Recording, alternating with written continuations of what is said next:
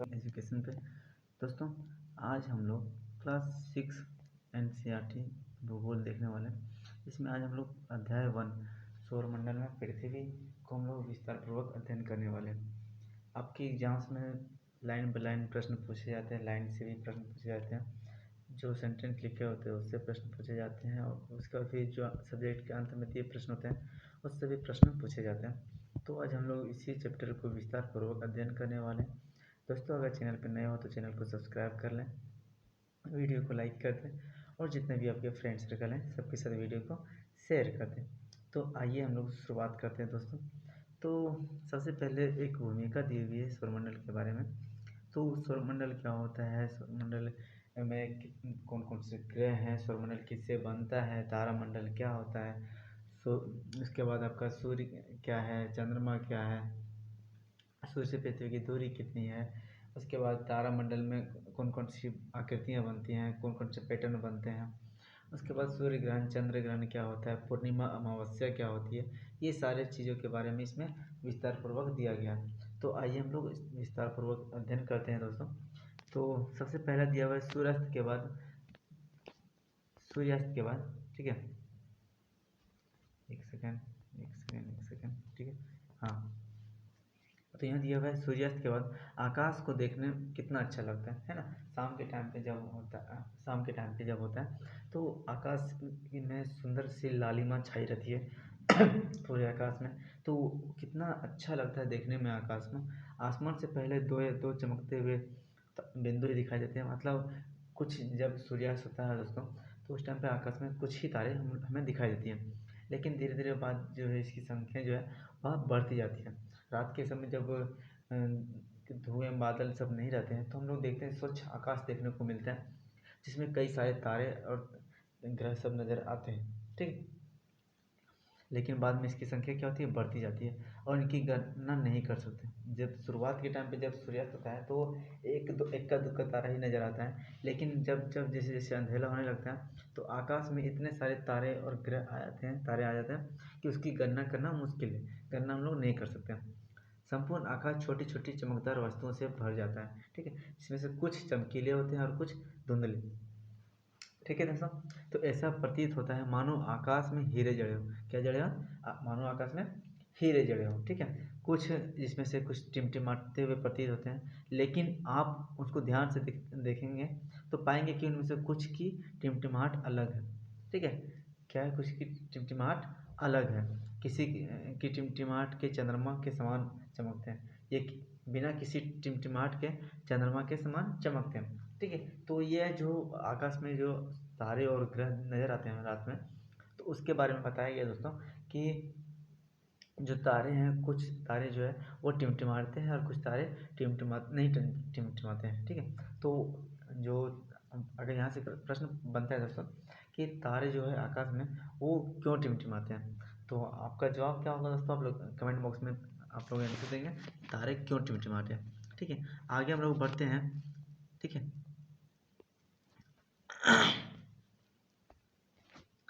इन चमकीली वस्तुओं के साथ आप प्रतिदिन चंद्रमा को भी देखते हैं। किसको देखते हैं? तो आकाश में जो चमकीली वस्तुएं हैं, जो तारे हैं, उसके साथ साथ हम लोग किसको देखते हैं? चंद्रमा को, जो प्रतिदिन आपको आकाश में दिखाई देता है, ठीक है।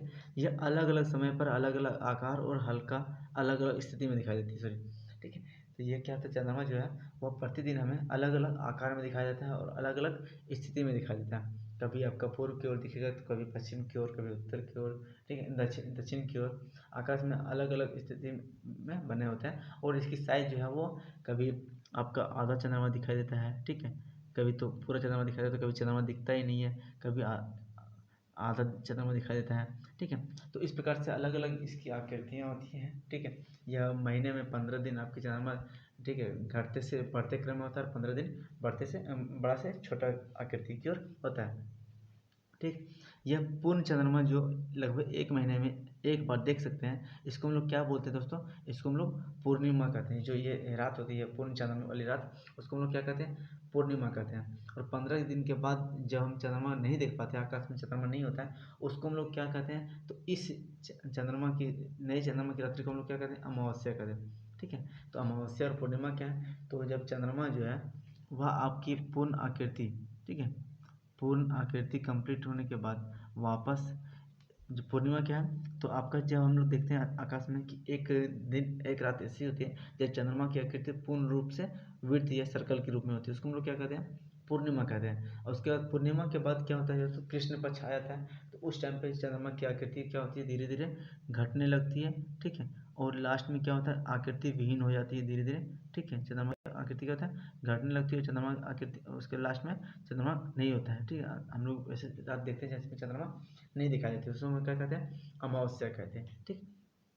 अमावस्या चंद्रमा आपको समझ में आ गया होगा दोस्तों। उसके बाद है दोस्तों, एक रात में अगर आसमान साफ है तो आप आसमान का अवलोकन अच्छी तरह से कर सकते हैं। आसमान का हम लोग अवलोकन कब कर सकते हैं, जब आकाश में धूलकण नहीं हो, उसका फिर बादल ना हो, तो हम लोग आसमान का जो आकाश का अवलोकन है वो अच्छी तरह से कर सकते हैं। क्या आपको इस बात का आश्चर्य नहीं होता है, यहाँ पे पूछा गया, एक प्रश्न पूछा गया कि आपको इस बात का आश्चर्य नहीं होता है कि हम दिन के समय चंद्रमा और छोटी छोटी चमकीली वस्तुओं को क्यों नहीं देख पाते। ऐसा क्यों होता है दोस्तों, ऐसा क्यों होता है, ऐसा इसलिए क्योंकि सूर्य की जो अत्यधिक तेज प्रकाश है, जो सूर्य की प्रकाश है उसके अत्यधिक तेज प्रकाश के कारण हम लोग चंद्रमा को हम लोग दिन के समय नहीं देख पाते हैं, और ना ही चंद्रमा और अन्य तारों को नहीं देख पाते हैं, ठीक है। लेकिन रात के समय चंद्रमा का प्रकाश पृथ्वी सॉरी जो सूर्य की प्रकाश है हमारे पृथ्वी के इधर पृथ्वी के अपोजिट साइड में होते हैं, तो उसमें हम लोग देख पाते हैं, ठीक है। चम, चमकने वाली वस्तुओं को हम दिन में नहीं देख पाते हैं, ठीक है दोस्तों। अब यहाँ पे आकाश में एक प्रश्न यहाँ पे फिर से एक दिया हुआ है न, कि सूर्य, चंद्रमा तथा वे सभी वस्तुएं जो रात के समय में आकाश में दिखाई देती है, कौन कौन सी वस्तु, सूर्य हो गया आपका, चंद्रमा हो गया, और वो सभी जितने भी वस्तु हम लोग आकाश में देखते हैं रात के समय, वो सबको क्या कहते हैं हम लोग, खगोलीय पिंड कहते हैं। क्या कहते हैं दोस्तों, खगोलीय पिंड कहते हैं, ठीक। आगे हम लोग बढ़ते हैं कि कुछ खगोल पिंड बड़े आकार वाले होते हैं। कुछ खगोल पिंड क्या होते हैं, बड़े आकार वाले होते हैं और गर्म होते हैं। कैसे होते हैं दोस्तों, गर्म होते हैं। यह गैसों से बने होते हैं। किसके बने होते हैं, गैसों से बने होते हैं। तो इसके पास अपनी ऊष्मा और प्रकाश होता है, तो जिससे वे बड़ी मात्रा में ऊष्मा उत्सर्जित करते हैं। इन खगोलीय पिंड को क्या कहते हैं, आप खगोलीय पिंड को तारा कहते हैं, ठीक है। इसकी तारा की विशेषता दी हुई है, तारा किसको तारा कहते हैं, तो यह बड़े और गर्म होते हैं। कैसे होते हैं, बड़े और गर्म होते हैं, गैसों से बने होते हैं। उसके बाद अपनी ऊष्मा और प्रकाश उत्सर्जित करते हैं, ठीक है। इसके पास अपने ऊष्मा और प्रकाश होता है, तो इसे खगोल पिंड को हम लोग तारा कहते हैं। इसका एग्जाम्पल एक हमारे दोस्तों आपका नज़दीकी तारा कौन सा है, सूर्य। सूर्य एक क्या है, तारा है, ठीक है। अक्सर एग्जाम में पूछा जाता है कि सूर्य क्या है, तो सूर्य एक तारा है, ठीक है। नेक्स्ट हम लोग आगे बढ़ते हैं, तो रात के समय चमकीले हुए अनगिनत तारे सूर्य के समान नहीं है, ठीक है। जो हम लोग रात में आकाश में देखते हैं तारे दोस्तों, अनगिनत तारे, वह सूर्य के समान ही है, ठीक है। सूर्य के समान बड़े हैं। सूर्य इतना बड़ा क्यों दिखाई देता है, तो सूर्य जो है वो हमारी पृथ्वी से बहुत नज़दीक है, जिसके कारण हमें सूर्य इतना बड़ा दिखाई देता है। बाकी तारे जो सूर्य से मतलब पृथ्वी से बहुत अधिक दूरी पे हैं, जिसके कारण ये छोटे छोटे दिखाई देते हैं, ठीक है।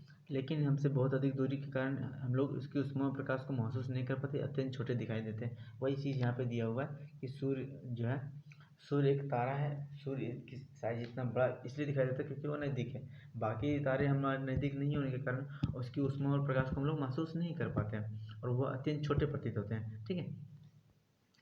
आगे हम लोग बढ़ेंगे कि आपने अवश्य ध्यान दिया होगा कि कुछ दूरी देखने के पर कुछ सभी छोटी छोटी वस्तुएं दिखाई पड़ती है, ठीक है। क्या दिखाई पड़ती है, सभी छोटी छोटी वस्तुएं दिखाई पड़ती हैं हमें, ठीक है।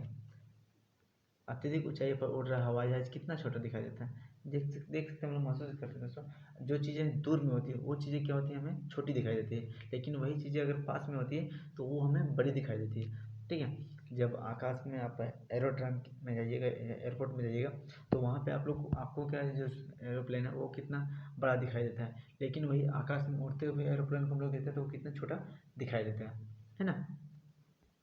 अब आगे बढ़ते हैं दोस्तों। रात्रि में आकाश की ओर देखते समय आप तारों के विभिन्न समूहों द्वारा बनाई गई विभिन्न आकृतियां देख सकते हैं। रात्रि में क्या होता है, हम लोग आसमान में देखते हैं तो तारों के विभिन्न जो समूह है उसके द्वारा विभिन्न विभिन्न प्रकार की आकृतियां बनाई हुई हम लोग देखते हैं, जिसको हम लोग नक्षत्र मंडल कहते हैं, ठीक है। आसमान में दोस्तों रात में हम लोग देखेंगे ना, तो कई कई कई सारी आकृतियां हम लोग को देखने को मिलती है, ठीक है। हम लोग आसमान में बच्चे छोटे थे तो उस टाइम पे भी यही किया करते थे, तारों को मिला जुला करके हम लोग अलग अलग आकृतियाँ बनाया करते थे। ठीक है, तो उसी को हम लोग क्या बोलते हैं, नक्षत्र मंडल कहते हैं। ठीक है, इसमें कुछ नक्षत्र मंडल के नाम दिए हुए हैं, जैसे अर्सा मेजर, बिग बियर, इसी प्रकार का एक नक्षत्र मंडल है। ठीक है, बहुत आसानी से पहचानने में आने वाला नक्षत्र मंडल सप्तऋषि। ठीक है, 7 ऋषियों का समूह जिसको हम लोग सप्तऋषि के नाम से जानते हैं। 7, जिसमें 7 का अर्थ होता है 7। ठीक है, ऋषि का अर्थ होता है संत। ठीक है, ये 7 संतों या 7 ऋषियों का समूह को बोलते हैं। ठीक है, 7 तारों का समूह है जो कि नक्षत्र मंडल में अर्सा मेजर का भाग है। किसका भाग है? क्या? अर्सा मेजर का भाग है। ठीक है, अपने पड़ोसी में परिवार या पड़ोसी में किसी भी बड़े व्यक्ति से कहिए कि आप आसमान में और भी अधिक तारा और ग्रहों के नक्षत्र को दिखाएं। ठीक है, आप लोग एक काम करेंगे दोस्तों कि अपने घर पर जो व्यक्ति हैं उनसे कहिएगा कि आसमान में जो और अधिक तारों का समूह है, नक्षत्र है, ये उसको दिखाएं। ठीक है, आए कि यहाँ पे आप देख सकते हैं दोस्तों, यहाँ पे दिखाया गया एक अर्सा मेजर को। ठीक है, ये आप देख सकते हैं, ये अर्सा मेजर है जिसमें 7 तारों का समूह है, पहला, दूसरा, तीसरा और ये आपका इस प्रकार से। ठीक है, तो इस प्रकार से चम्मच की आकृति बनती है दोस्तों। आप लोग इसको उत्तर दिशा की ओर देख सकते हैं। ठीक है, उत्तर दिशा में यह जो है वो ध्रुव तारा को प्रदर्शित करने के लिए, दिखाने के लिए, या हम लोग इसकी सहायता से ध्रुव तारा की खोज कर सकते हैं, ध्रुव तारा को देख सकते हैं। ठीक है, आगे यहाँ पे दिया हुआ है दोस्तों, प्राचीन समय में लोग रात्रि में दिशा का निर्धारित तारों की सहायता से किया करते थे। रात्रि में जो प्राचीन समय लोग हैं दोस्तों, वो लोग जो दिशा का निर्धारण रात्रि में किससे करते थे? दिन में कि सूर्य उदय की ओर पूरब, और उसके बाद सूर्य जिधर ढल रहा है उधर पश्चिम मान करके हम लोग कर लेते हैं। ठीक है, लेकिन रात्रि में कैसे किया जाता था? तो रात्रि में जो है वो तारों की सहायता से करते थे। उत्तरी तारा, जिसको हम लोग उत्तर दिशा को बताता था, उत्तरी तारा कौन सा है? तो ध्रुव तारा को हम लोग उत्तरी तारा के नाम से भी जानते हैं। किसको? ध्रुव तारा को उत्तरी तारा के नाम से जानते हैं। ठीक है, जो उत्तर दिशा को बताता है, ध्रुव तारा भी कहा जाता है। यह आसमान में हमेशा एक ही स्थान पे है। ठीक है, कहाँ पे? आसमान में हमेशा एक ही स्थान पे नजर आता है। हम सप्तऋषियों की सहायता से ध्रुव तारों की स्थिति को जान सकते हैं। किसकी सहायता से हम लोग ध्रुव तारों को जान सकते हैं स्थिति को? तो सप्तऋषि की सहायता से। भी मैंने आपको सप्तऋषि की सहायता से दिखाया मैंने कि ध्रुव तारा कैसे खोज सकते हैं दोस्तों, चित्र 1.1 में आप लोग देख सकते हैं। आप देखेंगे कि यदि सप्तऋषि मंडल के संकेतक तारों को आपस में मिलाते हुए काल्पनिक रेखा खींची जाए तो उसके आगे की ओर बढ़ाया जाए तो ध्रुव तारा की ओर इंगित करेगी। आप यहाँ पे देख सकते हैं दोस्तों, एक सेकेंड, यहाँ पे देख सकते हैं दोस्तों, ये एक चित्र दिखाया गया है जिसमें एक बालिका उत्तरी तारा को देख रही है, ध्रुव तारा को अपनी जो सप्तऋषि की सहायता से देख रही है। ठीक है, ये सप्तऋषियों का समूह हो गया दोस्तों। ये चम्मच, तो चम्मच के आकार में जो लास्ट वाला ये 2 तारा है उसको अपने आँखों से सीधी समान रेखा मिलाते हुए आगे बढ़ाएंगे तो यहाँ पे आपको एक तारा नजर आएगा, चमकीला तारा, इसको ध्रुव तारा के नाम से हम लोग जानते हैं। ठीक है, तो ये आपका ध्रुव तारा है। ठीक है, इसकी सहायता हम लोग ध्रुव तारा खोज सकते हैं। आगे हम लोग बढ़ते हैं दोस्तों कि कुछ खगोल पिंडों में अपने प्रकाश और ऊष्मा नहीं होती। अब आते हैं दोस्तों कुछ ऐसे खगोल पिंड हम लोग रात में आकाश में दिखते हैं जो जिसमें क्या बोलते हैं, अपना ऊष्मा और प्रकाश नहीं होता है। ठीक है, ऊष्मा और प्रकाश नहीं होता है, वे तारों के प्रकाश से प्रकाशित होते हैं। किसके प्रकाश से? जो तारा है, जैसे सूर्य की रोशनी, या फिर अन्य जो क्या बोल सकते हैं, अन्य जो पिंड है, अन्य जो तारे हैं, उसकी रोशनी की मदद से जो चमकते हैं उसको हम लोग क्या बोलते हैं? ग्रह कहते हैं। ऐसे पिंड को क्या कहते हैं? ग्रह कहते हैं। ग्रह क्या करते हैं? तो वो आपका तारों का चक्र लगाते परिक्रमा करते हैं। ग्रह अंग्रेजी शब्द प्लेनेट। ठीक है, अंग्रेजी शब्द इंग्लिश में क्या बोलते हैं? प्लेनेट बोलते हैं, और तारों को इंग्लिश में क्या बोलते हैं? स्टार्स बोलते हैं। ठीक है, प्लेनेट शब्द जो है वो ग्रीक भाषा से उत्पन्न हुआ। कौन सी भाषा से? ग्रीक भाषा से प्लेनेटाई। ठीक है, प्लेनेटाई, प्लेनेटाई का अर्थ होता है घूमने वाला। क्या होता है? परिभ्रमक, अर्थात चारों ओर घूमने वाला। तो जो प्लेनेट शब्द है वो किससे बना है? तो ग्रीक भाषा से बना है। यह भी प्रश्न एग्जाम में पूछा गया है दोस्तों कि जो प्लेनेट शब्द है वो किससे बना है? तो प्लेनेट शब्द आपका ग्रीक शब्द है, इसका अर्थ होता है परिभ्रमक। ये कौन सा शब्द है? ग्रीक शब्द है प्लेनेटाई। ठीक है, तो इसका अर्थ था परिभ्रमक या फिर घूमने वाला, चारों ओर घूमने वाला। जिस पर हम रहते हैं एक ग्रह है, पृथ्वी के, हम लोग किस पे रहते हैं? कौन से ग्रह पे रहते हैं? तो पृथ्वी पे रहते हैं। पृथ्वी क्या है? एक प्रकार का ग्रह है, ठीक है। यह संपूर्ण प्रकाश एवं ऊष्मा सूर्य से प्राप्त करती है। अगर हम लोग देखते हैं दोस्तों, चंद्रमा के पास अपनी रोशनी नहीं है, लेकिन वो चमक रही है। किससे चमक रही है? तो उस सूर्य की रोशनी जो उस पर चंद्रमा की सतह पे पड़ती है, तो उसके रिफ्लेक्शन की मदद से हमें वो जो है चंद्रमा दिखाई देता है, ठीक है। यही कारण है कि जो अमावस्या के दिन आपको हम लोग चंद्रमा का रोशनी, सूर्य की रोशनी उस पर नहीं पड़ता है, तो वो ढक जाता है और नहीं चमकता है, ठीक है। जो पृथ्वी सबसे नज़दीक तारा है, पृथ्वी का सबसे नज़दीक तारा क्या है दोस्तों? तो सूर्य जो है वह पृथ्वी का सबसे नज़दीक तारा है, और पृथ्वी जो क्या करती है, संपूर्ण ऊष्मा प्रकाश सूर्य से प्राप्त करती है, ठीक है। पृथ्वी को बहुत दूरी से एवं चंद्रमा देखने पर यह चंद्रमा की एक तरफ चमकती हुई प्रतीत होता है, ठीक है। जो पृथ्वी का नज़दीक तारा उसका सूर्य हो गया, ठीक है। पृथ्वी को अधिक दूरी से चंद्रमा से देखने पर चंद्रमा की तरह प्रतीत होगा। ऐसा क्यों होगा प्रतीत? क्योंकि पृथ्वी के एक भाग पे सूर्य की रोशनी पड़ रही है, दूसरी भाग पे सूर्य की रोशनी नहीं पड़ रही है, ठीक है। वही यहाँ पे लाइन में कहा जा रहा है, तो कि जिस प्रकार से चंद्रमा हम लोग देखते हैं ना दोस्तों, कि उसकी आकृति धीरे धीरे घटती और बढ़ती जाती है, कि जिस सतह पे सूर्य की रोशनी उसमें पड़ रही है, तो वो सतह हम लोग देख पाते हैं, चमकता हुआ प्रतीत होता है, जिसके कारण देख पाते हैं। उसी प्रकार से अगर हम किसी अन्य पिंड पे जाके देखते हैं, पृथ्वी को देखें, तो पृथ्वी भी उसी प्रकार से नजर आएगी दोस्तों। उसकी आकृति जिस सतह पे जिस सतह पे सूर्य की रोशनी पड़ेगी वो चमकीला प्रतीत होगा, और जिस सतह पे सूर्य की रोशनी नहीं होगी वो चमकीला प्रतीत नहीं होगा, ठीक है। एक यहाँ पे कुछ रोचक तथ्य दिया हुआ है, तो ये भी हम लोग देखने के लिए दोस्तों जान सकते हैं। इससे भी प्रश्न एग्जाम से पूछे जाते हैं कि बृहस्पति, शनि, यूरेनस ये चारों ओर छल्ले पाए जाते हैं। किसके चारों ओर छल्ले पाए जाते हैं? बृहस्पति, शनि और यूरेनस। ये छल्ले विभिन्न पदार्थों की असंख्य छोटे छोटे पिंडों से बनी पट्टियां हैं। पृथ्वी से इन छल्लों को शक्तिशाली दूरबीन की सहायता से देखा जा सकता है, ठीक है। आगे हम लोग बढ़ते हैं दोस्तों, कि नेक्स्ट आगे बढ़ते हैं। एक यहाँ पे सौरमंडल का चित्र बना हुआ है, ठीक है। तो हम लोग उसको भी देखेंगे, सौरमंडल का चित्र बना हुआ है, तो इसको भी देखेंगे, ठीक है।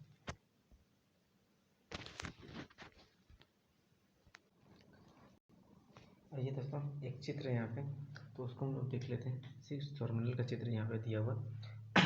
इसमें ग्रह, सूर्य और जो विभिन्न ग्रह हैं उसका क्रम भी दिया गया, और उसकी दूरी के साथ साथ उसके बारे में कुछ इन्फॉर्मेशन भी दिया गया, तो उसको भी हम लोग देखेंगे, ठीक है। तो पहला दिया हुआ है दोस्तों आपका सूर्य, ठीक है। सूर्य जो सौरमंडल के केंद्र में स्थित है।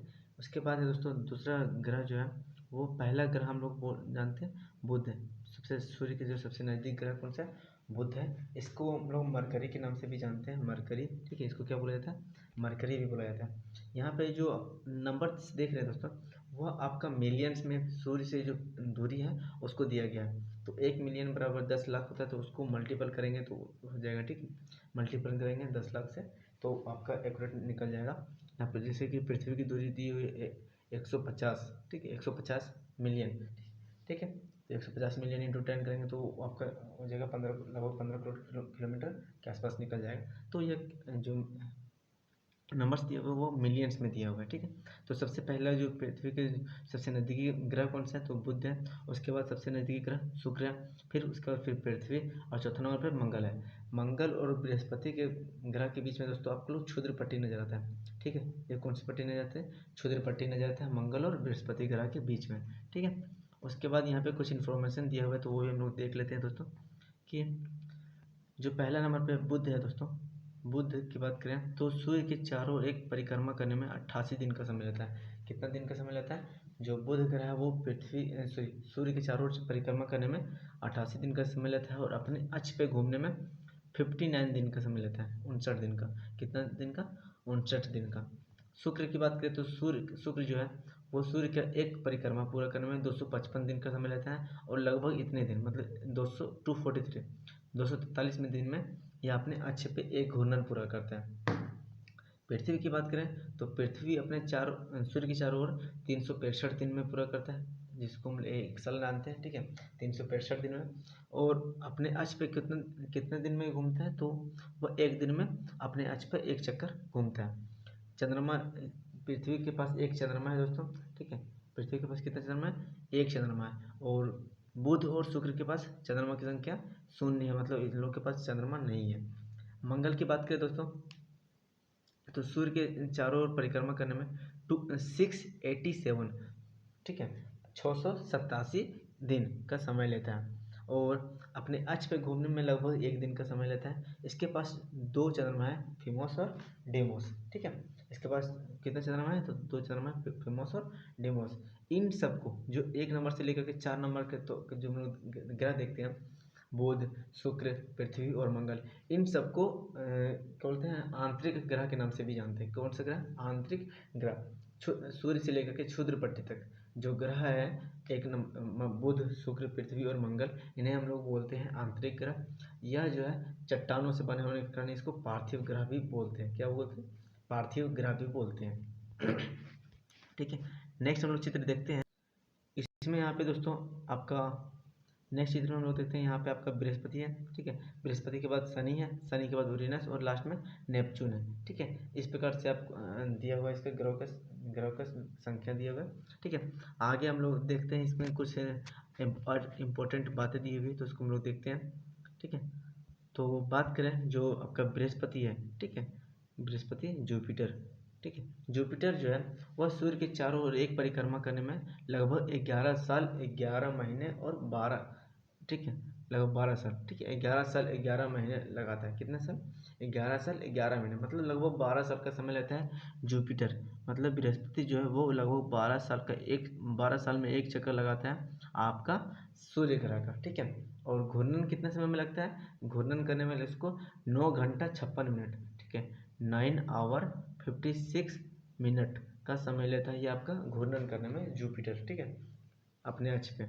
बात नेक्स्ट है सेटर्न, मतलब शनि ग्रह जो है वह सूर्य के चारों ओर परिक्रमा करने में लगभग 29 साल 5 महीने, कितना?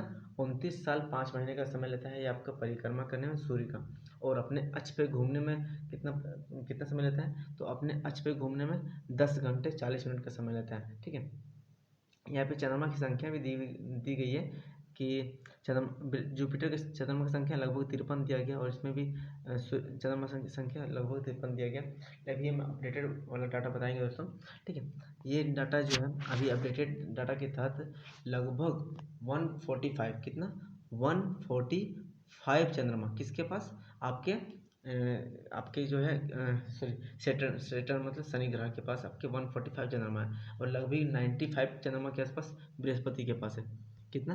95 चंद्रमा के आसपास बृहस्पति के पास है, जो लेटेस्ट खोज हुए हैं उसके हिसाब से, ठीक है। आगे बात करें जो यूरेनस की बात करें, तो यूरेनस 7वां नंबर पर ग्रह है, ठीक है। यह सूर्य की परिक्रमा करने में लगभग 84 साल का समय लेता है, 84 साल, ठीक है। और अपने अक्ष पर घूमने में 17 घंटे 14 मिनट का समय लेता है। और इसके पास चंद्रमा की संख्या कितना है? तो 27 चंद्रमा इसके पास है। नेपच्यून के पास की बात करें तो नेपच्यून जो है वो परिक्रमा करने में सबसे अधिक समय लेता है, 164 ईयर, कितना साल? 164 साल के समय लेता है अपने अक्ष पे सूर्य का एक चक्कर पूरा करने में।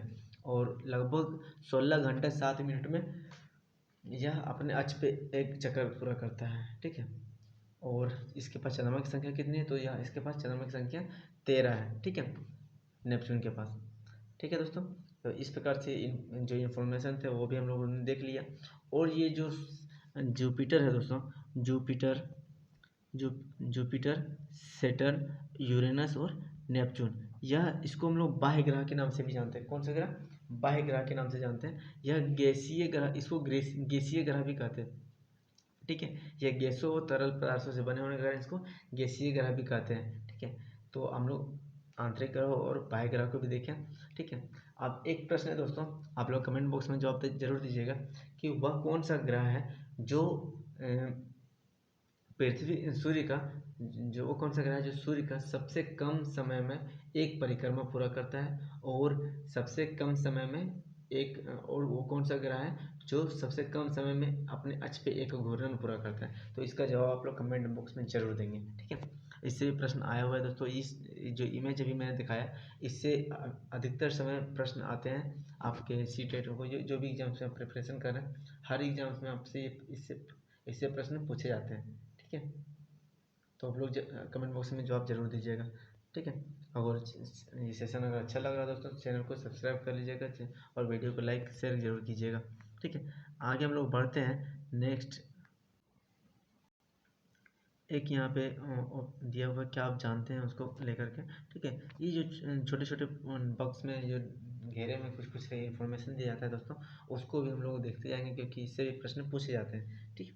तो क्या आप जानते हैं पौराणिक रोमन कहानियों में सोल सोल जो है वो सूर्य देवता को कहा जाता है। सोल मतलब सूर्य देवता, और सोल शब्द का अर्थ होता है सूर्य से संबंधित, इसलिए सूर्य के परिवार को हम लोग सोलर सिस्टम या सौर मंडल कहा जाता है, ठीक है।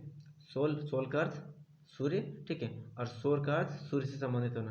तो इंग्लिश और हिंदी में इस प्रकार से है, ठीक है। इंग्लिश में बोलते हैं सोलर सिस्टम और हिंदी में बोलते हैं सौर मंडल। सौर शब्द का उपयोग करते हुए अधिक शब्दों का जो और भी शब्द बन सकते हैं उसको लिखने के लिए बोला गया है, ठीक है।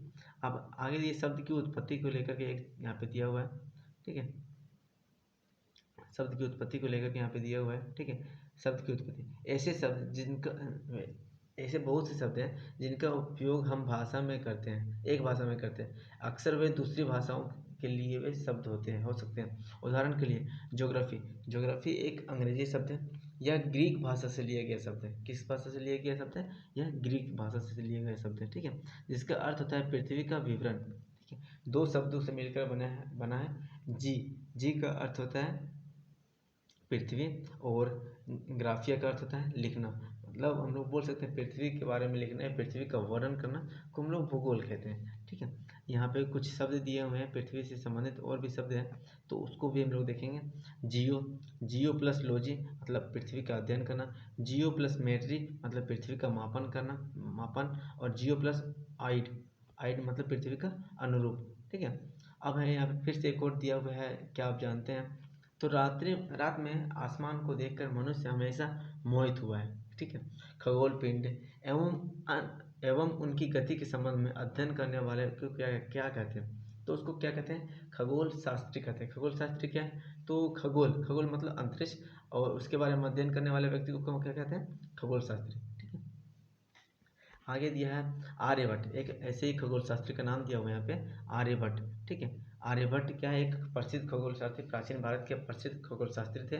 उन्होंने कहा था कि सभी ग्रह तथा चंद्रमा परावर्तित प्रकाश के कारण चमकते हैं। उन्होंने क्या कहा था? जो अभी देखे ना, अभी लोग क्या जो अभी बताया कि हम लोगों ने कि जो ग्रह है उसके पास अपनी रोशनी नहीं होती है, वो सूर्य के प्रकाश से चमकते हैं। तो यह सबसे पहले किसने कहा था? तो आर्यभट्ट ने कहा था कि सभी ग्रह और चंद्रमा जो है परावर्तित प्रकाश के कारण चमकते हैं, उसके पास अपना प्रकाश नहीं है।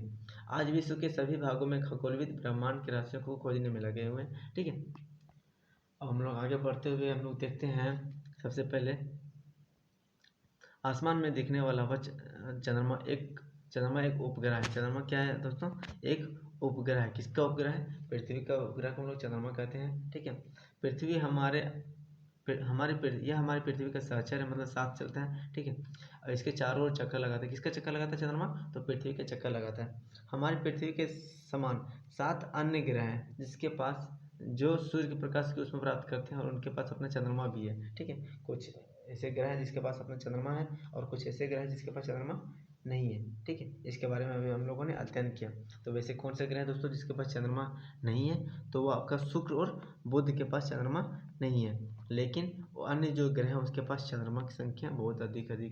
जैसे मंगल के पास 2 चंद्रमा है, यूरेनस के पास 27 चंद्रमा है, नेपच्यून के पास 13 चंद्रमा है, और नई रिसर्च के हिसाब से हम लोग देखते हैं तो उसमें शनि के पास 145 चंद्रमा है, और बृहस्पति के पास 95 चंद्रमा है, ठीक है।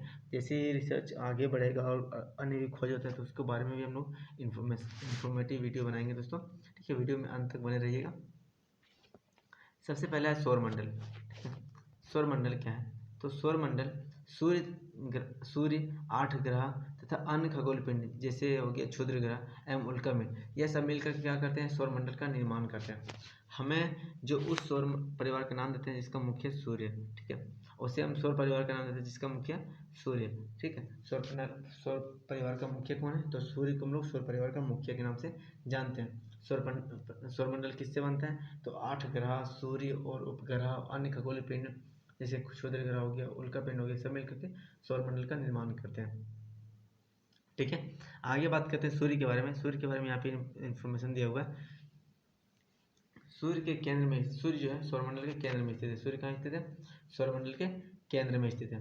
यह बहुत बड़ा है, अत्यधिक गर्म गैसों से बना हुआ है। इसका खिंचाव बल क्या करता है, सौरमंडल को अपने बांधे रखता है। सूर्य सौरमंडल के लिए प्रकाश और ऊष्मा का एकमात्र स्रोत है। कौन है, तो सूर्य है। ठीक है, इससे भी प्रश्न पूछे जाते हैं, हमेशा याद रखेंगे इस पैराग्राफ को। लेकिन इसकी इतनी अत्यधिक तेज ऊष्मा को महसूस नहीं कर सकते, क्योंकि ये सबसे नज़दीकी तारा होने के बावजूद यह हमसे बहुत दूर है। पृथ्वी से इसकी दूरी लगभग 15 करोड़ किलोमीटर है। किससे, सूर्य की दूरी पृथ्वी से कितनी दूरी है, लगभग 15 करोड़ किलोमीटर। ठीक है, तो यहाँ पे जो इम्पोर्टेंट बातें दी गई हैं दोस्तों, इसको याद रखेंगे, नोट बनाते चलेंगे। ठीक है, तो सूर्य किससे बना है, तो यह बहुत बड़ा है, अत्यधिक गैसों से बना है। किससे बना है, गैसों का मिश्रण है। ठीक है, यह सौरमंडल को बांधे रखता है, किससे, खिंचाव बल के कारण। ठीक, और इसका यह सौरमंडल का ऊष्मा और प्रकाश का एकमात्र स्रोत है। ठीक है, पृथ्वी से दूरी इसकी कितनी, लगभग 15 करोड़ किलोमीटर। अब ग्रहों के बारे में बात करते हैं दोस्तों। ग्रह क्या है, तो सौरमंडल में कितने ग्रह हैं, तो 8 ग्रह हैं। इसको दूरी के अनुसार वे कौन कौन से हैं, तो बुध हो गया, शुक्र हो गया, पृथ्वी हो गया, मंगल हो गया, बृहस्पति हो गया, शनि हो गया, यूरेनस और नेपच्यून हो गया। ठीक है, तो बुध, मरकरी जिसको बोलते हैं, मरकरी, वीनस, अर्थ, मार्स, जुपिटर, सैटर्न, यूरेनस और नेपच्यून। ठीक है, ये आपके जो ग्रह की संख्या है, ग्रह का क्रम है। आगे बात करते हैं हम लोग सौरमंडल में सभी 8 ग्रहों का एक निश्चित पथ पर सूर्य के चक्कर लगाते हैं, उसको क्या कहते हैं।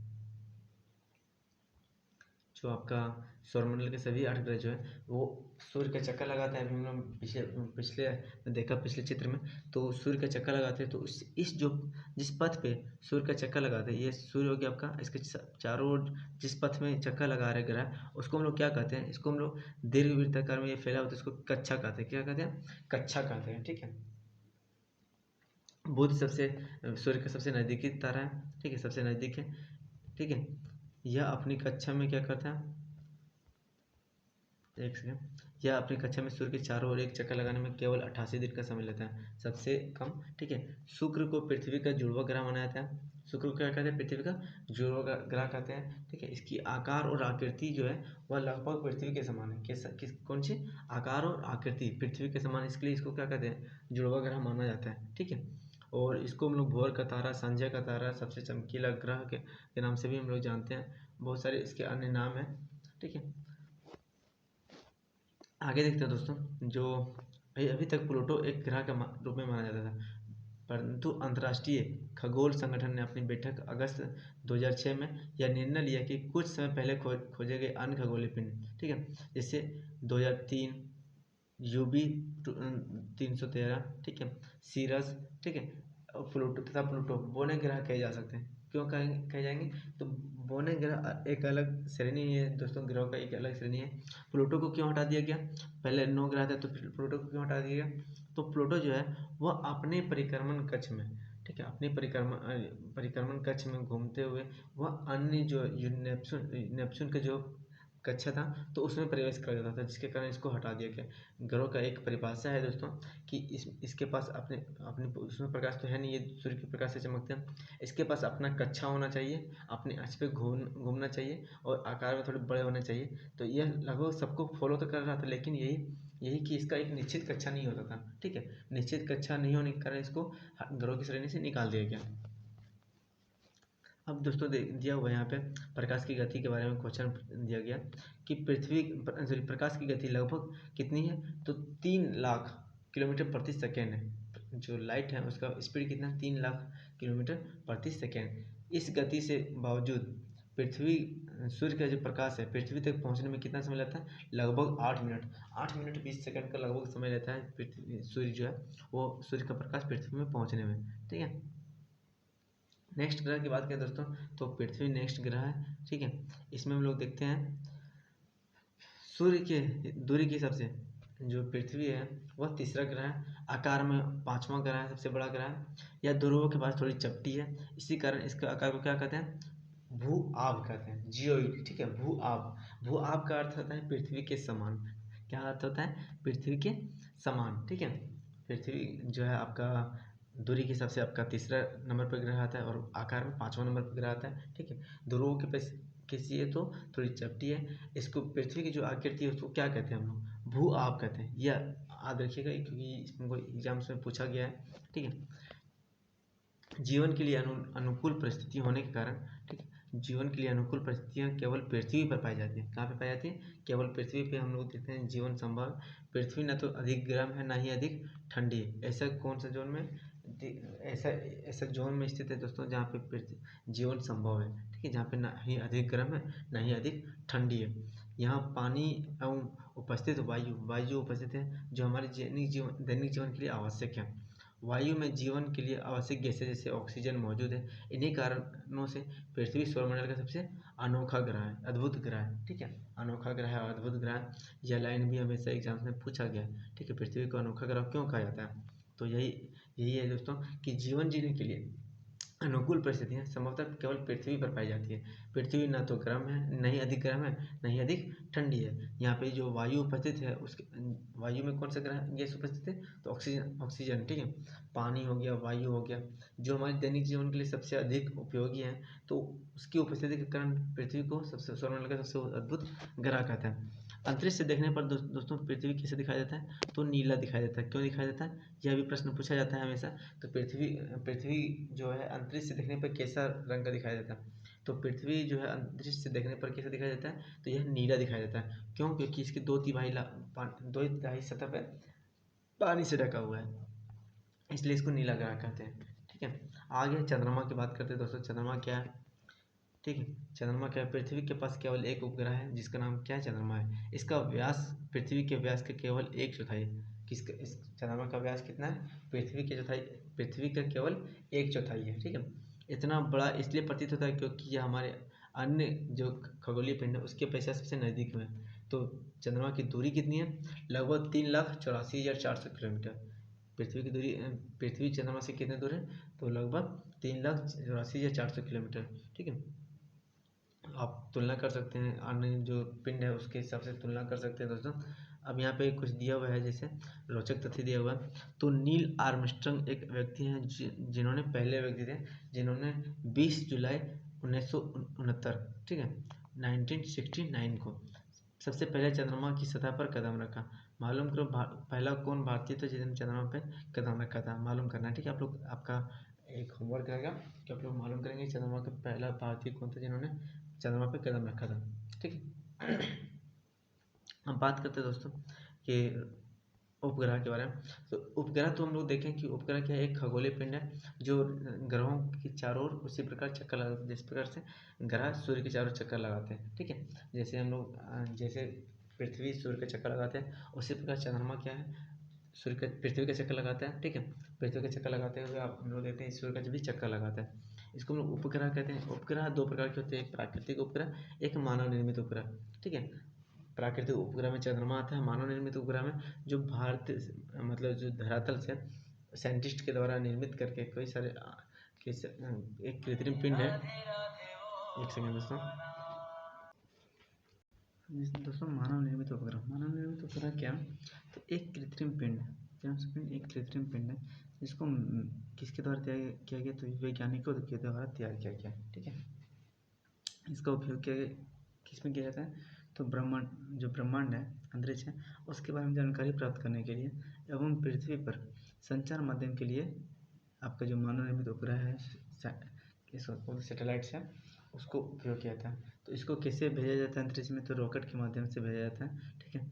पृथ्वी कक्षा में स्थापित कर दिया जाता है और उसका अपना इन्फॉर्मेशन जो है डाटा है पृथ्वी के बारे में, जो उसका फिर जिस ग्रह के बारे में जानकारी प्राप्त करनी होती है तो उस ग्रह के जो कक्षा है उसमें स्थापित कर दिया जाता है, जिसके बाद वो इंफॉर्मेशन अपना सेंड करता है, ठीक है। अंतरिक्ष में जो है प्रस्तुत कुछ भारतीय उपग्रह के नाम दिए हुए दोस्तों। इनसेट, ठीक है, इनसेट, IRS, एडुसेट, ये आपके जो है पृथ्वी जो अंतरिक्ष में उपस्थित कुछ भारतीय उपग्रह हैं, ठीक है।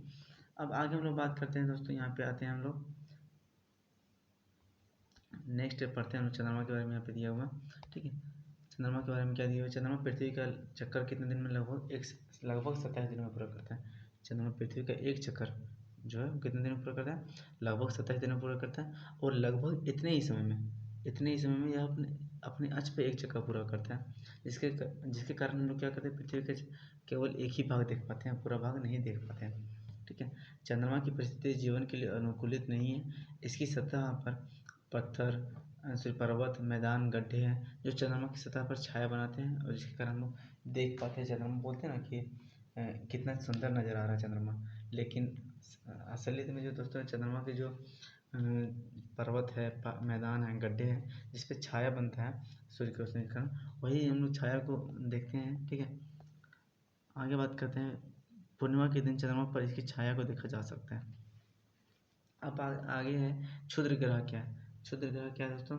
तो तारों, ग्रह एवं उपग्रह के अतिरिक्त असंख्य छोटे पिंड जो पृथ्वी के चारों ओर घूमते हैं, चक्कर लगाते हैं, उसको हम लोग क्या कहते हैं? क्षुद्र ग्रह कहते हैं। ठीक है, अभी हम लोग देखें क्षुद्र पट्टी जो है मंगल ग्रह और मार्स, मंगल ग्रह और जुपिटर। ठीक है, जुपिटर के बीच में एक पट्टी बनी हुई है जो असंख्य छोटे छोटे चट्टान है, उसका उसकी एक पट्टी बनी हुई है जिसको हम लोग क्षुद्र पट्टी के नाम से जानते हैं। ठीक है, तो जो असंख्य छोटे छोटे पिंड सूर्य के चक्कर लगाते हैं इसको हम लोग क्या कहते हैं? क्षुद्र ग्रह कहते हैं। ये मंगल और बृहस्पति की कक्षा में पाया जाता है। वैज्ञानिक के अनुसार क्षुद्र ग्रह के ही भाग होते हैं जो कि बहुत पहले विस्फोट के बाद ग्रह से टूटकर अलग हो गए। क्षुद्र ग्रह किसका भाग है? तो ग्रह का ही भाग था। ठीक है, अब आगे है उल्का पिंड क्या होता है। तो उल्का पिंड क्या होता है? तो सूर्य के चक्कर लगाने वाले पत्थरों के छोटे छोटे टुकड़ों को उल्का पिंड कहते हैं। सूर्य के जो है कुछ छोटे छोटे पत्थर के टुकड़े हैं ये सूर्य के चक्कर लगाते हैं दोस्तों। ठीक है, उसको क्या कहते हैं? उल्का पिंड कहते हैं। कभी कभी उल्का पिंड पृथ्वी के नज़दीक आ जाते हैं। इनकी प्रवृत्ति पृथ्वी पर गिरने की होती है। इस प्रक्रिया के दौरान वायु के साथ घर्षण होने के कारण यह गर्म होकर के क्या कहते हैं? जलने लग जाते हैं। फलस्वरूप जो चमकदार प्रकाश उत्पन्न होता है वो कभी कभी पूरी तरह जले बिना पृथ्वी पर गिरते, जैसे धरातल पर गड्ढे हो जाते हैं और इस गड्ढे में पानी भर जाने के बाद हम लोग देखते हैं झील का निर्माण हो जाता है। ठीक है, ठीक है, तो दोस्तों जो उल्का पिंड क्या है? पृथ्वी के जो कभी कभी क्या होता है सूर्य का चक्कर लगाते लगाते पृथ्वी की जो वायुमंडल है उसमें प्रवेश कर जाती है। और पृथ्वी का वायुमंडल क्या है दोस्तों?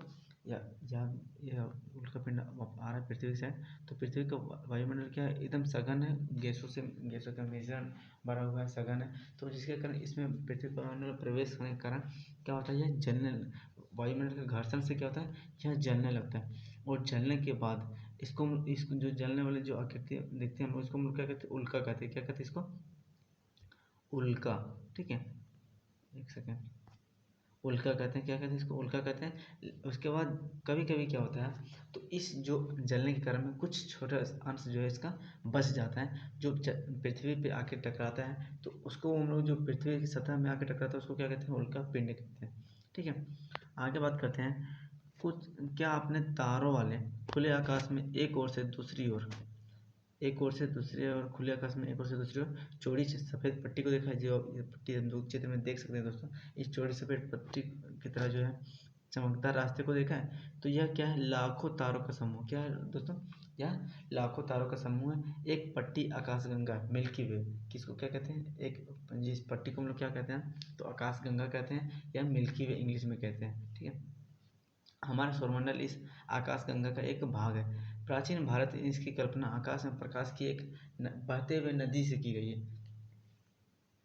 प्राचीन भारत में जो है इसकी संकल्पना किससे की गई? तो आकाश में प्रकाश की एक बहती हुई नदी से की गई है जिसका नाम इस प्रकार का, इसका नाम क्या पड़ा? आकाशगंगा पड़ा। आकाशगंगा करोड़ों तारा, बादलों, गैसों का एक प्रणाली है। इस प्रकार लाखों आकाशगंगाएं मिल करके क्या होती हैं? ब्रह्मांड का निर्माण होता है। ब्रह्मांड का निर्माण कैसे होता है? तो विभिन्न आकाशगंगाओं का मिलकर ब्रह्मांड का निर्माण होता है। ब्रह्मांड की विशालता की कल्पना अत्यधिक कठिन है। ठीक है, वैज्ञानिक अभी भी इसके बारे में जानकारी एकत्र करने में जुटे हुए हैं। इस प्रकार के संबंध में कोई इसके आकार जो है और कितना बड़ा है उसके आकार में कोई संबंध जानकारी नहीं है, लेकिन फिर भी हम जानते हैं कि हम सभी इसी ब्रह्मांड का एक हिस्सा हैं। ठीक है, अब देख सकते हैं दोस्तों यहाँ पे एक संकल्पना दी हुई है, एक छोटी सी चित्र बना करके समझाया गया है कि ये है हम लोग। ठीक है, ठीक है, और इसके बाद हम लोग किस पे हैं? तो पृथ्वी ग्रह पे हैं अवेलेबल। पृथ्वी ग्रह किसका भाग है? तो सौरमंडल का भाग है। पृथ्वी ग्रह किसका भाग है? तो हमारा सौरमंडल का भाग है। सौरमंडल किसका भाग है? तो आकाशगंगा का भाग है। ठीक है, आकाशगंगा का, और आकाशगंगा जो है वह आपका ब्रह्मांड का भाग है। ठीक है, तो हम लोग देख सकते हैं दोस्तों ब्रह्मांड में हम लोग किस स्थान पे उपस्थित हैं, किस छोटी सी जगह पे, दुनिया कितनी बड़ी है। ठीक है, तो ये जो चैप्टर रहा दोस्तों, चैप्टर के बाद यहाँ पे कुछ अभ्यास प्रश्न दिए हुए तारा और उत्तर को इसको संक्षेप में लिखना, तारा और ग्रह में क्या संबंध है, क्या अंतर है। ठीक है, सौरमंडल से आप क्या समझते हैं, सूर्य से दूरी के अनुसार सभी ग्रहों का क्रम लिखें। तो मरकरी, बुध, शुक्र, पृथ्वी, मंगल, ठीक है, बृहस्पति, शनि, यूरेनस, नेपच्यून। ठीक है, पृथ्वी का अद्भुत ग्रह क्यों कहते थे, क्योंकि इस पर जीवन जीने के लिए जो हमें दैनिक उपयोग की चीज़ें जैसे हवा, पानी, ठीक है, वो अवेलेबल है। चंद्रमा का एक ही भाग क्यों दिखाई देता था, क्योंकि यह लगभग 27 दिन में अपने अपने जो अक्ष पे चक्कर लगाता है तथा पृथ्वी का चक्कर भी लगभग उतने दिन में लगाता है, जिसके कारण हम लोग एक ही भाग देख पाते हैं। ब्रह्मांड क्या है, तो ब्रह्मांड जो दोस्तों, इसमें कई सारे आकाशगंगाएं मिलकर के ब्रह्मांड का निर्माण करते हैं, लाखों आकाशगंगाएं मिलकर के ब्रह्मांड का निर्माण करते हैं। तारे और ग्रह में क्या संबंध है, तो तारे जो है वो इसका अपना ये बहुत बड़े होते हैं, गैसों का बना होता है, और उसके पास अपना उसमें प्रकाश होता है, इसके कारण इसको तारा कहते हैं। ठीक है, ग्रह के पास अपना उसमें प्रकाश नहीं होता, यह तारों के प्रकाश से चमकते हैं। तो ये आपके छोटे छोटे प्रश्न थे, इसको आप लोग कर लीजिएगा। ठीक है, नेक्स्ट है दोस्तों, सही गलत कर दिया हुआ है। किस ग्रह को पृथ्वी का जुड़वा ग्रह कहा जाता है, तो इसको शुक्र को पृथ्वी का जुड़वा ग्रह कहा जाता है। सूर्य के सबसे नज़दीकी ग्रह कौन से हैं, तो सूर्य के सबसे नज़दीकी ग्रह कौन सा है, तो सूर्य बुध है। ठीक है, उसके बाद यह है सभी ग्रह सूर्य के चारों ओर किस प्रकार के पथ में चक्कर लगाते हैं, दीर्घवृत्ताकार चक्कर लगाते हैं। ठीक है, दीर्घवृत्ताकार।